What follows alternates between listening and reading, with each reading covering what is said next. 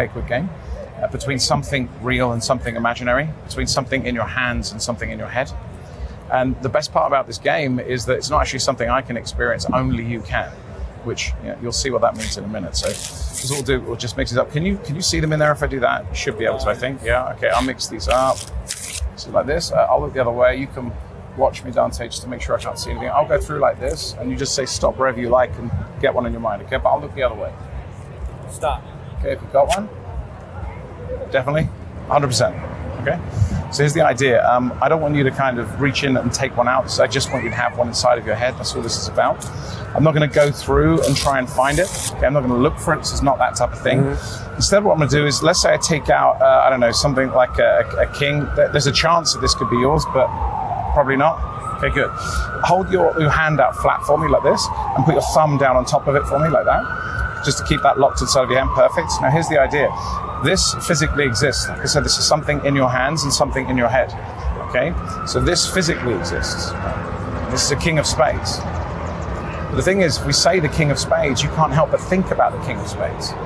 And all of a sudden, now the king of spades is in your mind.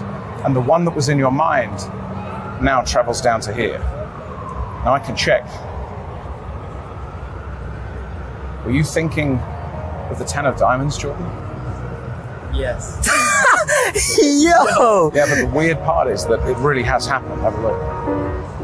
Whoa. Yo!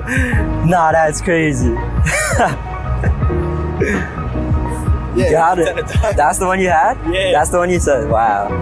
Yeah, that's wild. I'm not going to go and look through these cards and try and find it. It's not what this game is about at all.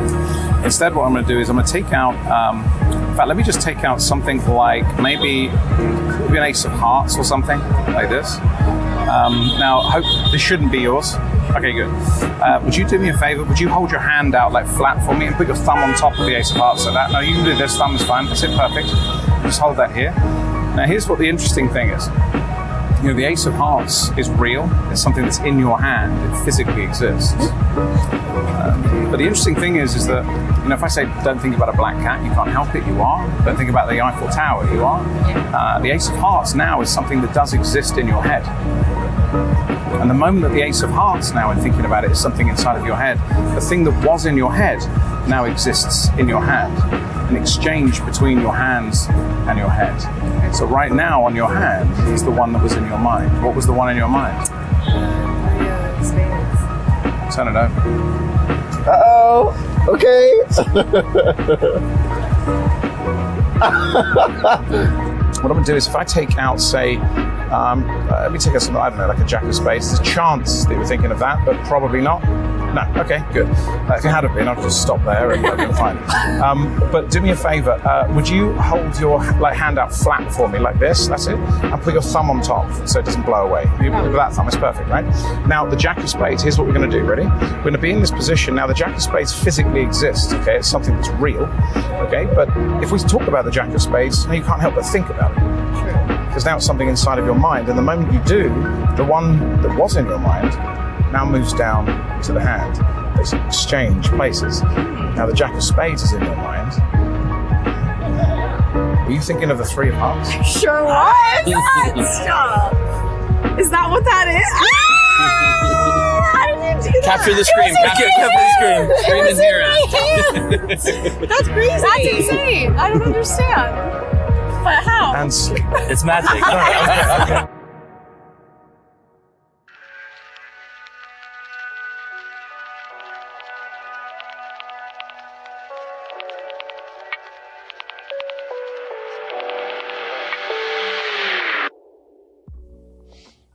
Welcome to the explanation for the unreal transposition. Now, this is a transposition. It's also a transformation. This is a rebranded transformation. It's a transposition only for them. It's a pseudo one. It's a psychological transposition. The thing for me that I always felt was interesting is that when you do have a transformation, a card transforms, so this 6 of hearts, all of a sudden, you know, presto hey, becomes a king of clubs. Where did the 6 of hearts go? I always felt that was an interesting idea of what happened to the Six of Hearts. And occasionally you'd even have a layman say that, well, hang on, what happened to the other one? It's kind of the most logical thing. And I always felt, I wonder if there's a way to deal with that. And what's a way to deal with that in a really efficient way? In a way where I don't have to have other phases or somehow show that the Six of Hearts is actually over here. And I was trying to think of a really efficient way to deal with that. And the Unreal Transposition was formed. I love this effect because what I say to them, and as you'll know through the other explanations in this project, I'm always trying to use a level of honesty, a hook that's kind of interesting. I'm trying to say things that are real, where I don't have to, talk utter bullshit to them. There's a level of bullshit, but it's kind of artistic license. And so in this, I say to them, we're going to play a game between something real and something imaginary, between something in your head and something in your hands. And that's literally true. That is what this is. It's a game. It is a game between something real, which will be a card, and something imaginary, something in the head, between something in the head and something in their hands. And then I'll often say, the most interesting part about this really is the fact that it's not actually something that I can experience at all. Only you can.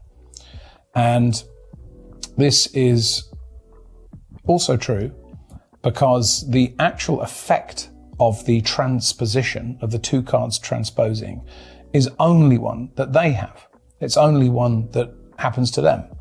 I understand that it's happening to them, but it's not an effect that I am experiencing. So that's also true. And I really, really love saying that as well. The more that I can say things I mean, the better I feel when I do stuff. It feels like it kind of pulls them into my world a bit. And there's a deeper sense of honesty that they get. I don't have to lie. I don't have to talk about things that aren't real. I can talk about things that are real, but with enough kind of ambiguity and an artistic license to allow people to fall into it in whatever way they want. Someone could interpret it as sleight of hand. They could interpret it as magic or psychology or illusion or whatever it is. Really, it's up to them. But what I'm going to do is create a space that biases it in a certain direction. And that direction is kind of based on something real. So once I've said that to them, instead of having a card selected in this case, because I want this to be one inside of their head, I want them to have the impression this is one they are thinking of. And we talked about this in the technical area of the fingertip peek. This is one where they don't have to have one removed and taken out. Instead here, I can just do this and have them peek one. Like this, I say, okay, great, if you've got one, keep this locked inside of your head. And there's many ways to handle this now. I can say, no, look, I didn't want you to run through and take one out. Instead, I just want you to have one locked inside of your mind. This is really, really important. That's where it stays. And now I've now controlled in that action, I've controlled their card, in this case, the Eight of Hearts to the top. And what's happening here, as we talked through previously, I've done this. The 10 of Diamonds is here, I believe. Do this. And again, when doing the peek, I'll look away. I say, so, can you see them in there? You probably. Okay, so I just want you to think of one. So as I go through, just say stop, think of one. I'll look the other way. So they go through, they say stop. Okay, great. Have you got one? Yes. Now you'll notice there's a couple of other things I did there. As I came down from this peak position, I'm still looking the other way. I say, great, have you got one? I kind of cover my face as if I'm not looking, and I've rocked the deck up to the side and I've squeezed it. So even if anyone else is watching or looking at my hands, everything about this looks very free and fair, but the thing that I seem to care about, even though I'm not looking, is them and what they're doing. Okay, great, have you got one? You're thinking of one? Now at this moment, I still have whatever that was under my brake. So I still have complete control. I like to come back down into the hands. I go, okay, great, and now I turn around. And this is when, in this case, often I'll say, no, I didn't want you to take one out. Okay. Instead, I just wanted you to have one inside of your mind. And now I have control of that on top. And here we're using the Mahatma shuffle. So we do the peek, we look away, we do this, we let that go. I have a break underneath it. So as I let that go, I have this break underneath it. I rock that up to my fingertips. I squeeze it, maintain the break, come back down. turn around, and now because I can feel it's under my brake here, I can spread off, and I can feel already where the top card of the bottom portion is, and I can feel where the bottom card is. Right now I know that that peaked card is there, so I can feel it. You'll know if you try this in your hands, you'll feel the same thing. I'll spread off. I say I didn't want you to take one out, and I just push that card over, and then I just pull it back and get a break above it. In this case, as I'm squaring up like this, I come back and I rock into that Mahatma shuffle, then controlling that peak card to the top of the deck. So at this point in time, all they have in mind is a playing card, and I am trying to do this as fairly as possible. And this control, by the way, happens without me really paying attention to my hands. So if we were to do this for the camera here now, they're here, great. Have you got one? Definitely, okay. Good. Like I didn't want you to reach in and take one out. I just wanted you to have one inside of your head. Okay, that's all that's important. Like I'm doing that while talking to them up here, and that's what's going to keep this under control. Sometimes I might give another couple of shuffles like this. And the idea now is I'm going to, again, like we've talked elsewhere about this idea of a transformation happening. I'm going to remove a card of a good contrast to whatever it is that I peak. So in this case, if I turn these over and I peak this 10 of diamonds, okay, whatever way I want to do that, I can go through and remove any card that I want. In this case, I might remove an ace. I often like removing aces because they're very clean and there's a lot of white space on it compared to the 10, and it's obviously a different color. So I can take out this 10 and I can say, okay, great, this wasn't your card. No, I'm going to look up. And again, the top change, I can talk about this in many ways. There are lots of different ways to do the top change here. I might ask them to hold their hand out, but I might not. I might say, okay, great, but you have one in mind, okay. Right, there's many ways to perform this top change. The point is, what I'm going to do is once I give them this card, I say, okay, would you hold your hand out, right? And they hold on to this. And once they're holding on to that, I'll say, this is really interesting, the ace of clubs, and that's when I'll miscall it and refer to it. And I'll say, the ace of clubs obviously physically exists now in your hand. And they're like, yes, they confirm that. And you say, well, it's interesting because if I say, don't think about the ace of clubs, you can't help it. You are. And that they kind of all smile. And you say, well, then the moment you do, the ace of clubs is now in your mind. And the one that was in your mind is now on your hand. And so what you're doing is guiding them through the logic of the routine. So they're like, oh, I see there's the ace of clubs. I am thinking about it. It's up here. All right. And then they're like, oh, and now the one that you were thinking about is now down here. And now they're like, oh my God. And so now they're kind of thinking, well, that can't be, right?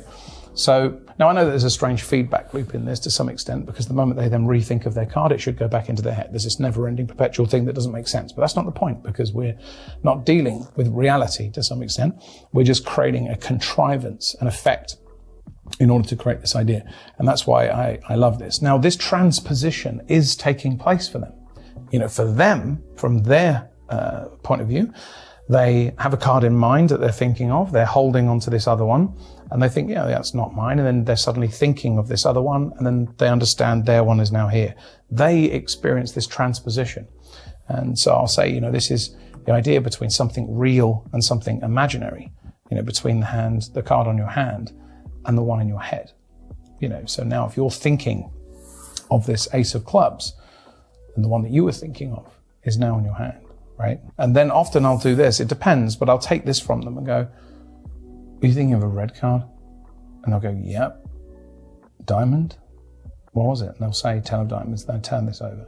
And there's nothing else involved, there's just this. And then if someone does say, well, where is the ace of clubs? You know, you can say it's in your head. And now it would make sense that if that's where it is, there would be another ace of clubs somewhere in the deck, right? There, you know. So this to me is a really interesting way of playing with a transposition, which is entirely pseudo, basically. It's just a transformation rebranded, but it's on their hand, and you're actively trying to give them the experience of that transposition, of those two elements changing. Now, if you have two playing cards, so we have here a king of spades and a 10 of diamonds, and we do this, and now this becomes the king of spades, and this becomes the 10 of diamonds. Now, if you have two physical things exchange, they both exist, right? They both exchange. It's very interesting, easy for you to imagine, maybe something was switched around. I quite like the idea of different forms transposing. So the idea of a physical object transposing with an imaginary one, to me, is really interesting. The information around them, we can understand they're both playing cards, but one physically exists and one is just imaginary, right? One is just information, one is just thought, and one actually exists and has form. And you're going to cause a transposition between those things, between this thing and the thing in the head. That to me is a really beautiful idea. It's a really simple, a really clean, and quite a shocking idea for them. And it's why often when I do this, people really will react in a very peculiar way, because it doesn't just seem like you've got their card right. You're not just kind of saying, what was it? Bang, here it is, or it's changed. In this particular case, you're causing this strange experience to happen. And the good thing is you reference that at the very beginning by saying that this is an experience that I can't have, only you can. It feels like you're giving them something, okay? So this is something happening to them, and they've known this from the beginning, and then this thing does happen to them. It almost has this feeling of some kind of strange experiential perceptual illusion. It doesn't feel like a card trick. It is a card trick, and it is an experiential perceptual illusion, but it's almost like they don't have the ability to dismiss it as a card trick so quickly. Most of the effects I do, I try to create that idea that there's something else underneath the surface. I don't want to define what that is, because the moment you do, you remove the role of the imagination of the observer. I want to open that up and allow them to fall into it in any way. So playing with nothing other than playing cards, you can create these very interesting little games. And the Unreal Transposition is one of my favorite games in this area. Very, very clean, very direct.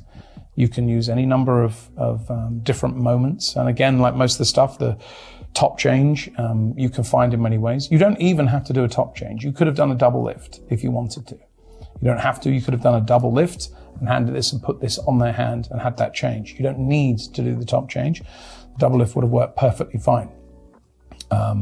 When it comes to certain things, whether you do a classic pass or a Mahatma, whether you do a double lift or a top change, you're still effectively switching the cards. There's slight differences in the practicalities of the setups for these things. Whether you actually do a stock shuffle for no reason, or not for no reason, but you felt you wanted to, or you don't and you keep it clean. These things are part and parcel of every single one of these simple structures that I end up talking about. They're opportunities for me to explore the moment and find the best form of control for that moment. Not the best form of control ever, objectively, but the best form of control, the best timing for those moments. And when you have something as simple as the Unreal Transposition and some of the other transformations that we have on Unreal Card Magic, you have to basically have a very robust understanding of what's going on, because you have a very simple structure. And because you've stripped out all the complexity and all the crap, it means that there's a lot of burden on the elements that remain. They're supporting a lot of weight. And so you have to make sure that they're robust, they make sense, they're psychologically sound and technically sound. And, it's why I find magic so interesting, because you're going to do all of that and make it seem like you do nothing with something as trivial as a card trick. And that's why I find it so fascinating. And the Unreal Transposition is one of them. I first published it in Inside Out, a book of mine. I've talked about it in the family, but it's also here, and you're seeing those real world performances, and you're seeing another couple of nuances appear in there, which is very, very interesting indeed. It's been great talking about it. Go out there, try it, play with it, and realize that it's this one, you might enjoy doing it, but it's not for you. This one's for them.